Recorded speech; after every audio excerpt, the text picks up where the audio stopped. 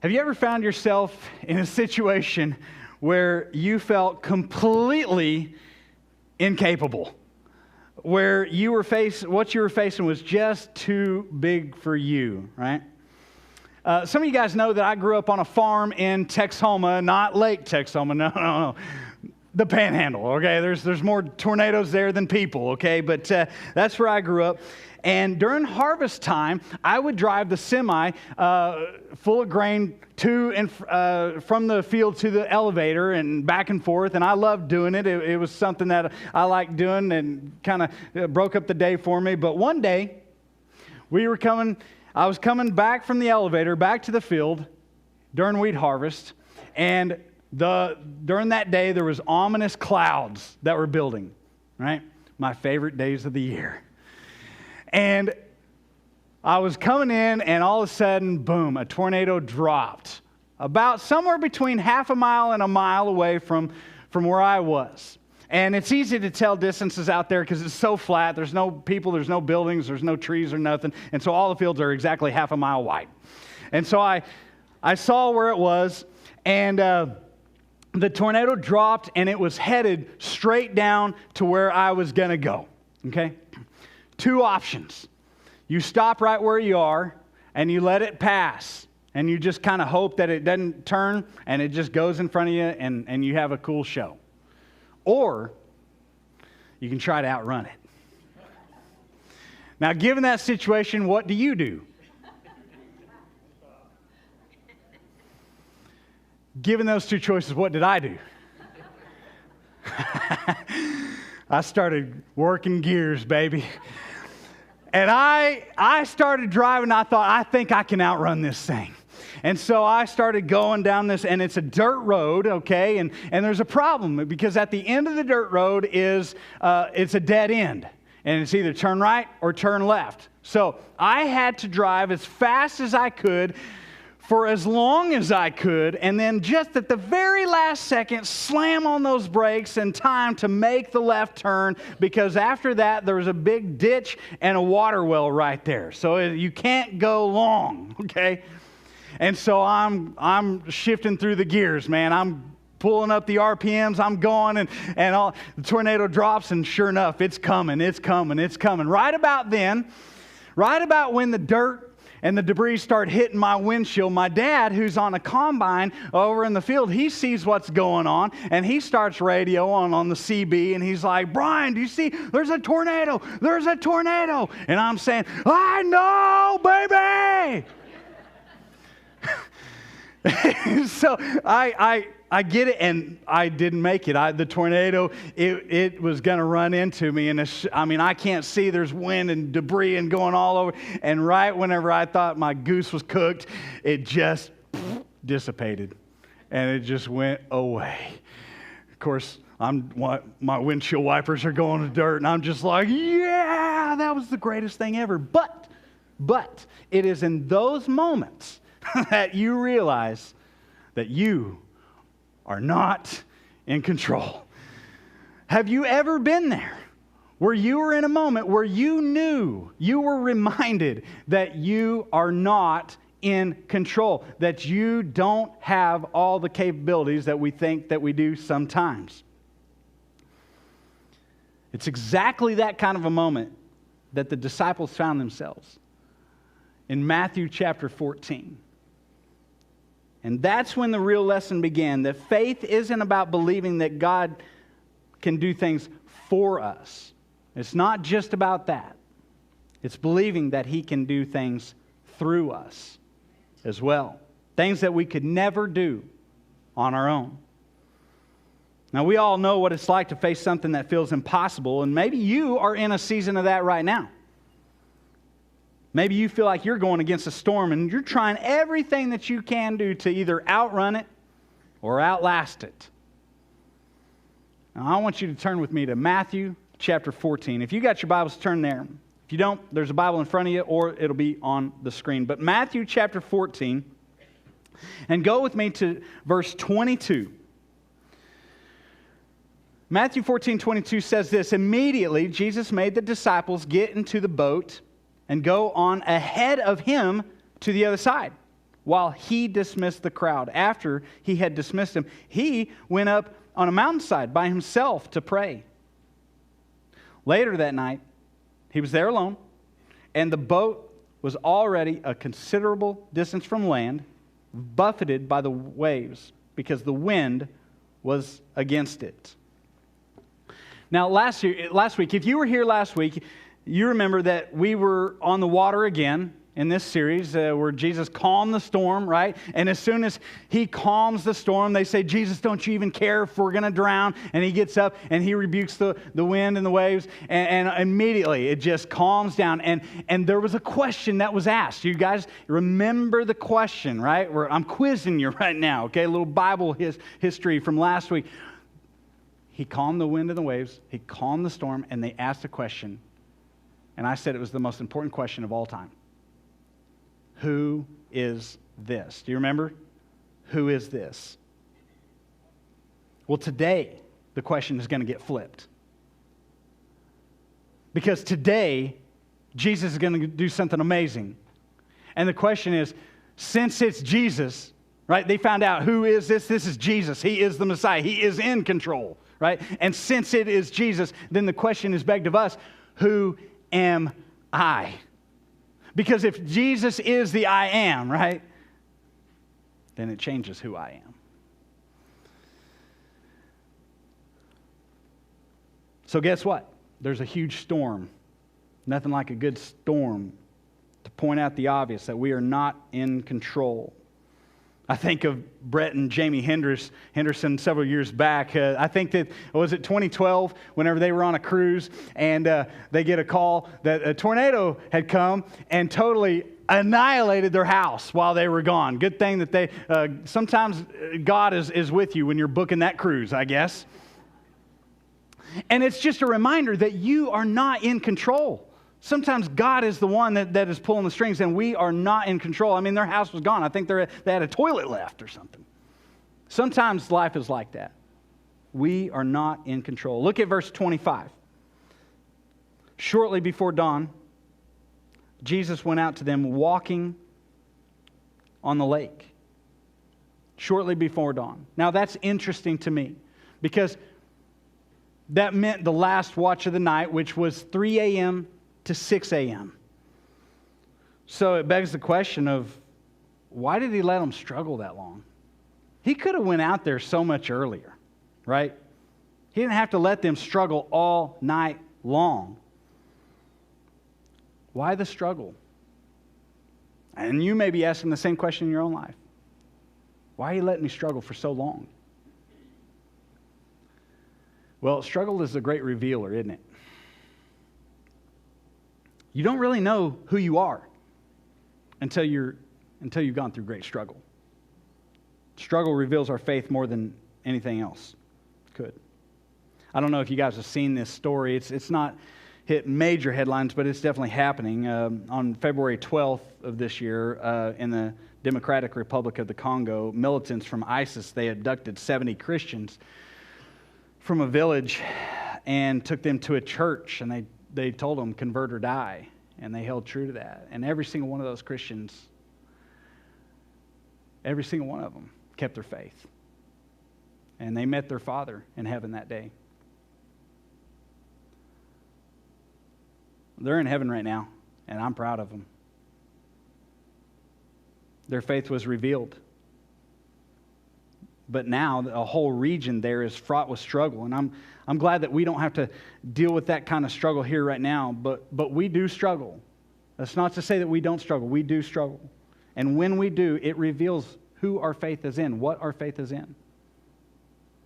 In struggle, some people are revealed to be fakers and others are revealed to be the real deal. Struggle conditions us to handle more, doesn't it? When we've gone through struggle, it's easier to go through the next struggle. And struggle turns our heads towards God. Have you ever been in a spot where you've said, if God doesn't show up, we're cooked? Sometimes I think that is maybe the best place to be in, where you are totally dependent on God. We tend to pay more attention to God in struggle. Struggle gives us testimonies, doesn't it? Gives us our stories I mean, we're going to see here in a little foreshadowing here. Peter is going to walk on water.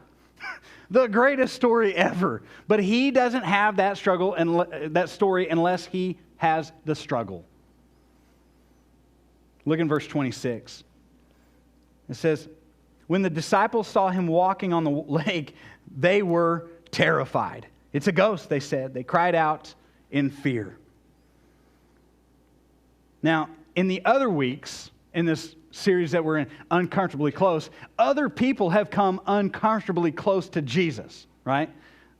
And this time it's flipped. Jesus is coming uncomfortably close to these guys, all right? They think that Jesus, it's a ghost, and this ghost is walking to them on the lake, okay? They think that it's over, right? And they are nervous. They are terrified. And ancient people, they thought that ghosts were a premonition of calamity. That if you saw a ghost, that something bad was about to happen. And so, man, they cry out in fear. They think they're about to die. Seeing a ghost is no fun. My family and I, we lived in a house in Indiana, and there was a regularly occurring ghost in that house. And man, I want to tell you, it is no fun seeing that go. You think, oh yeah, I want to see it. No, actually, I thought I did, and then I did not. Look in verse 27. But Jesus immediately said to them, take courage, it is I. It is I. Don't be afraid. When Jesus says, it is I, the actual verbiage there is, I am. Ego, eimi. Not Lego, my ego, right? But ego is I, and eimi is am. I am. Who remembers that from Exodus 3:18? You remember what when Moses says, what's your name, God? He said, I am that I am. And Jesus, here he's just walking on the water, and guess what he says? I am. It is the most explicit claim to divinity to that point that he has. Now, it's pretty easy to claim that you're God whenever you're walking on a lake. And he says, don't worry. Relax. I am. This strikes at the same question that was asked last week when the disciples asked, who is this? Who is this? It's the most important question of all time. Because if Jesus really is divine, then it changes everything. The I am changes who I am. Look in verse 28. I said, Lord, I love this response. This is where it's unexpected to me. Lord, if it's you, Peter replied, tell me to come to you on the water. Now, whenever it says if it's you, it's better translated since. Since it's you. I love that. Since it's you. Since it's the I am, right? Since it's you, tell me to come. Now, you might remember that we've talked about this before, that a disciple's job, what was a disciple's job as he followed his rabbi, right? His job, his main job, his only job was to walk as the rabbi walked. His job was to walk in his rabbi's dust. He was just supposed to do everything that his rabbi did. And so here Peter he's in the boat and he sees his rabbi walking on water. And so it's very natural for him to say, if you're doing it and if you call me to it, I want to do it too. There was a humorous example of this in the Talmud, just Jewish writings, of a rabbi that walked into the bathroom and then all of his disciples followed in after him. A disciple's job is to do what the rabbi does. And for Peter, this wasn't just about doing something exciting. Oh, cool, let me walk on water, or even testing Jesus. It was about discipleship. And Peter sees Jesus walking on the water and essentially says, if my rabbi is doing it, then I want to walk where he walks if he calls me. Peter didn't get out of the boat to show off. He just wanted to be with Jesus. Peter would rather be with Jesus on the waves than in the boat without him. Peter's faith wasn't in his own ability. He knows that he can't walk on water. But it was in Jesus' ability to make him like him. And the goal of discipleship isn't learning about Jesus. The goal of discipleship is becoming like Jesus. That's the goal. Faith it's not just believing that Jesus can do miracles. It's about believing that He can transform us and empower us to do things that we could never do on our own. And just like Peter, we are called to follow Jesus so closely that we are willing to step out of what feels safe, because we trust that He will enable us to walk where He walks. Look in verse 29. It says, "Come," He said. Then Peter got down out of the boat, walked on the water, and came towards Jesus. Peter only jumps out of the boat at Jesus' word. Did you notice that? Peter didn't just jump out of the boat on his own. I think that's important, that we're not invited to do just whatever we deem necessary, but only what Jesus invites us to. Faith isn't about doing whatever we want and then wanting God to bless it. We do that, don't we? We jump into ventures, we do things, and then we say, God, bless it. Bless it. Instead, sometimes we ought to ask, God, what are you blessing so that I can do that? Sometimes we think faith means taking big risks for God. But biblical faith is not about risk. It's about obedience. Remember that temptation of Jesus in the wilderness back in Matthew chapter 4. What did Satan say to Jesus? He said, listen, if you really are who you say you are, then jump off the temple and let God save you. If you have faith in God, then prove it. And what does Jesus say to that? He rebukes him and he says, do not test the Lord your God. Just because something sounds like faith doesn't mean it's obedience. Someday I want to preach a whole sermon on this one. Not every open door is an invitation from Jesus. Not every risk is faith, but when Jesus says to Peter, come, He shows that He has a high view of humanity, doesn't He? When Jesus says, come, He shows His cards, and He has a high view of humanity, and He has a high view of you. Listen, when He called His disciples, think about who He calls, right?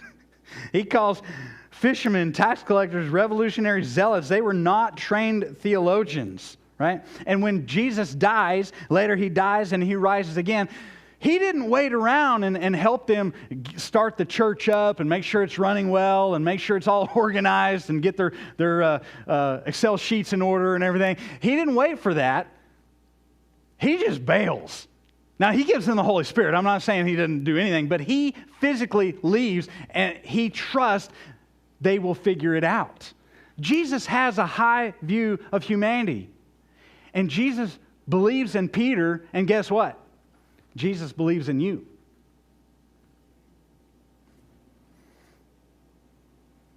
Look in verse 30 and 31. But when He saw the wind, He was afraid and began to sink, and He cried out, Lord, save me. Immediately, Jesus reached out His hand and He caught him. You have little faith, He said. Why did you doubt? There is no power without faith. If you stay in the boat, there's no power that's required for that. Right? You're in the boat.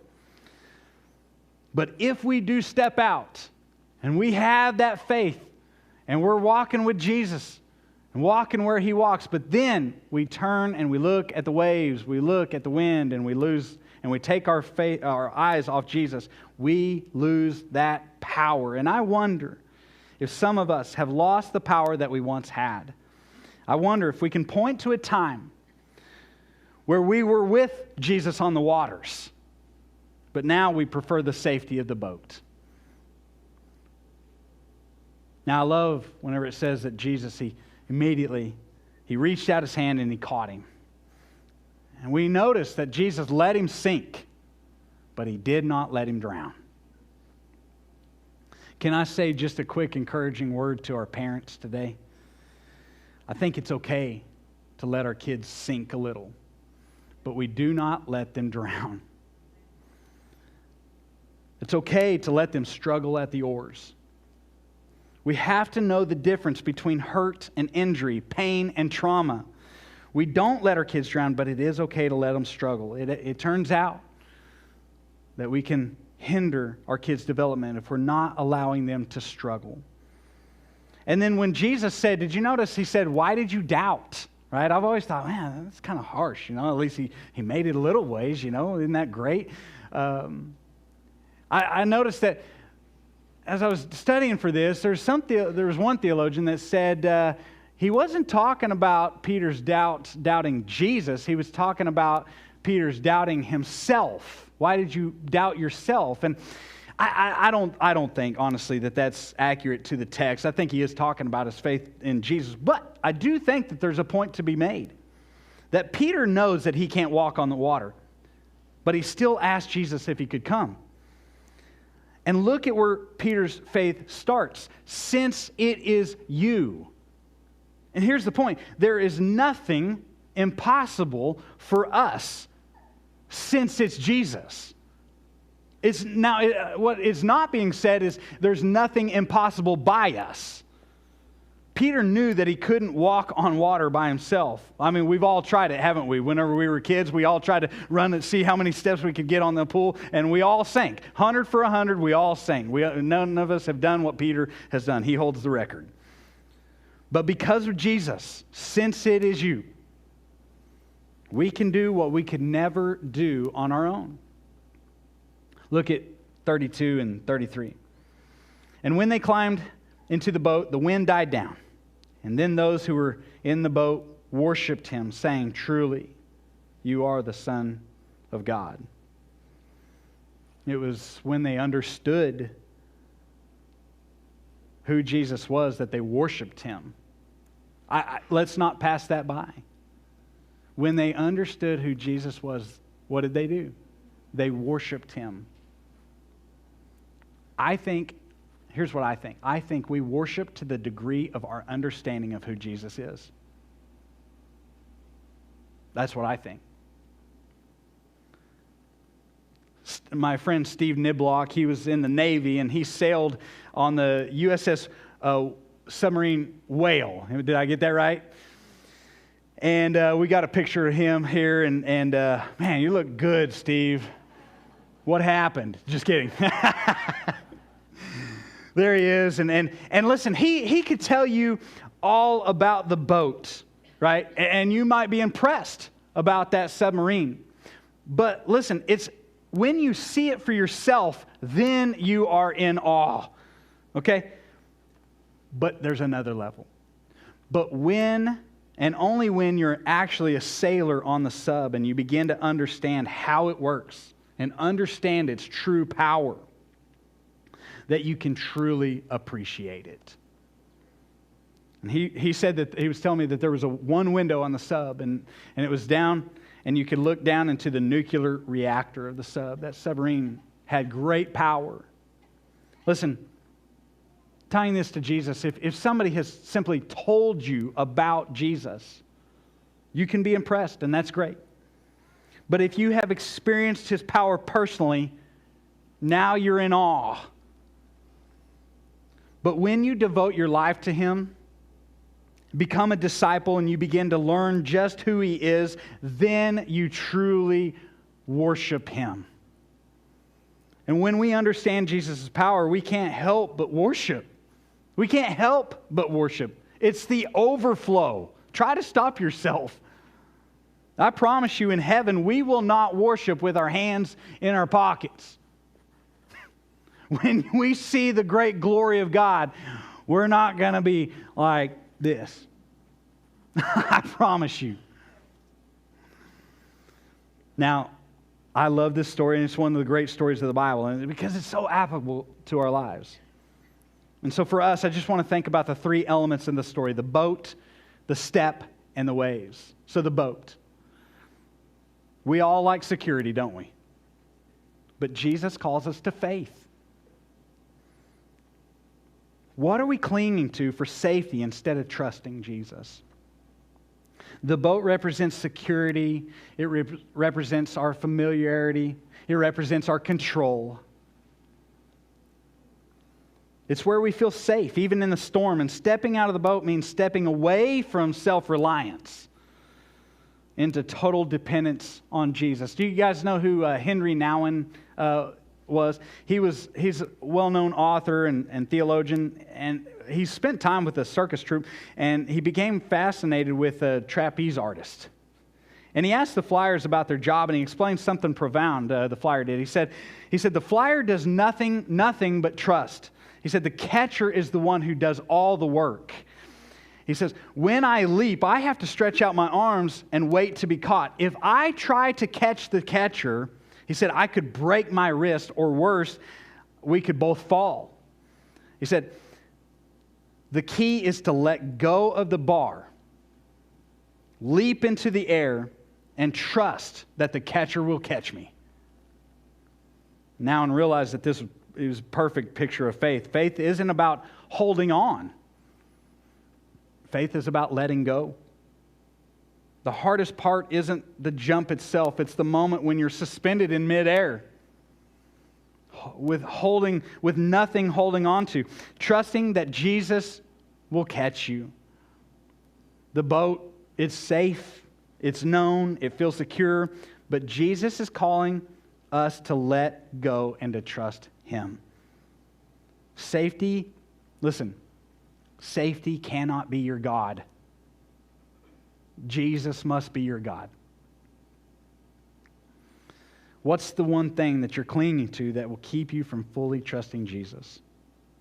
It might be a job, financial security, a relationship, a reputation, a predictable routine, or a limiting belief about what you're capable of. But sometimes the greatest obstacle isn't fear. It's comfort. If Jesus stood before you and said, come, and He bid you to come, what's the thing that you'd be most afraid to step away from? So there's the boat, but then there's the step. And Peter, you realize that Peter doesn't get out of the boat for no reason, obviously. He does it because Jesus is there. And he knows he can't walk on water, but since it is you, tell me to come to you on the water. That right there, guys, that right there might be one of the greatest prayers of all time. Since it is you, tell me to come to you out on the waters. Pray that prayer this week. Faith is believing that Jesus can do through us what we could never do on our own. That's what faith is. And maybe Jesus is calling you to step out of your career into ministry, or in a relationship, or in a new challenge that feels beyond your abilities. Maybe you feel Him nudging you to forgive somebody, take a risk in generosity, or start something new, or have a hard conversation. Brother Andrew was a Dutch missionary. I got a picture of him.